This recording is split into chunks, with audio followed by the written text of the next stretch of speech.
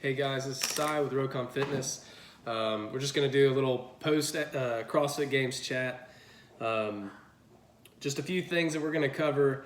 I guess the number one thing, the biggest thing that everybody's talking about right now are the cuts. How the cuts went, whether you liked it, didn't like it, how it affected the games. I was one of those that didn't really like the cuts, how they did it, but I asked myself in the end, did it affect the podium? And I don't think that it did. I think that in the end, the podium and probably the top 10 would have been there. You know, maybe one or two athletes could have snuck in and maybe caught, a 9th or 10th position or spot into the finals, you know what I mean? But I don't think that it really affected the podium at all. I think that Fraser would have been there, Olsen would have been there, Panchik would have been there, and so on and so forth on the men's side, and same on the women's side. I really don't think overall it had a big effect. I think a lot of people were turned off because of how the cuts were made in the beginning. And like I said, I was one of those. But in the end, the grand scheme of things, did it affect the outcome? I think probably not. But as far as the cuts that were made, day 1 down to 75, day 2 down to 50, and I think that's where most people had the issues. And if not, that's where I had a disagreement with how they made the cuts. I think that cut at 50 should have probably come after day 3, whether it was the first event on day 3 or the second. I think they should have waited. I do think it was smart to add the rope climb, the rope ascents into the first event to kind of filter through some of those athletes that maybe don't do climbs and that would not be able to continue through the games. I think that was probably intentional. Let's put that in the beginning because you know that that's going to keep some athletes out. Those that are strong or those that have really good endurance but maybe don't do something like a rope climb or just something a little different in their training.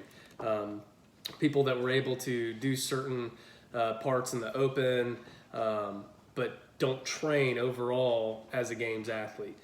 So I think I thought that was smart, but maybe that 50th cut could have come on day 3 and then follow, maybe a larger cut from day 3 to day 4 and then go down by 10 from there.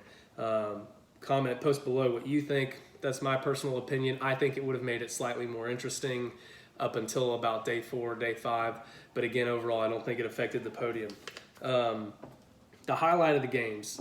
For me, it were the cleans, the power cleans. I think that the Toomey Barnhart standoff, that was really good, where Toomey makes it to 265. I mean, I was in disbelief. Not that she's not strong, but that's just incredible. I mean, that's a lot of weight. That's a ton of weight to clean and to do efficiently over and over and over again, and she did really well. And then on the men's side, Fraser and Panchik, a whopping 380 pounds.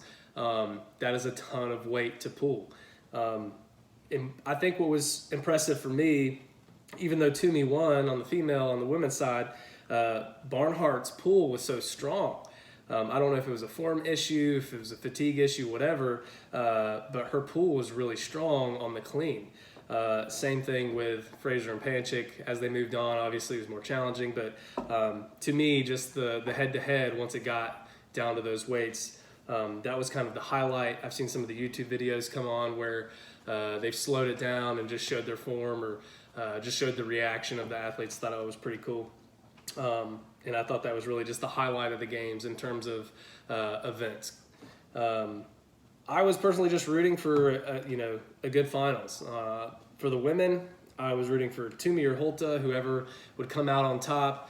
Excited for Toomey to win it again, but at the same time, I thought Hulta had a good shot. But in the end, Toomey just could not be overpowered and could not be outlasted. And the same with Fraser. I wasn't rooting particularly for anybody. I just wanted it to be a tough competition the last 2 days. I think Fraser did a good job. I think Olsen did very well.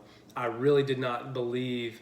I didn't think Olsen was going to take the lead for as long as he did, and I didn't think that he was going to be able to challenge Fraser in cleans like he did.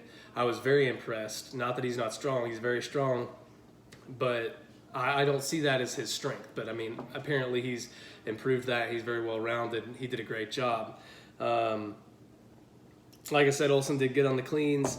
I think Fraser was just very prepared for this. I'm actually surprised that he wasn't ahead more on points than he was. He had several event wins, yet he was still behind on points going into the final days.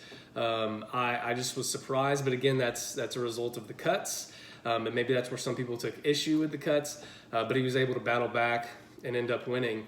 But yeah, as far as the event wins that he had, he did very well, and I just wanted it to be really competitive. So as far as the cuts and event wins, I think that it makes that dynamic in the games interesting to be able to have several event wins and still be behind on points depending on where those wins fell in the cuts. So I enjoyed it. I thought it was good. Comment, post below what you think about the cuts, your highlights, who you're rooting for, that type of thing.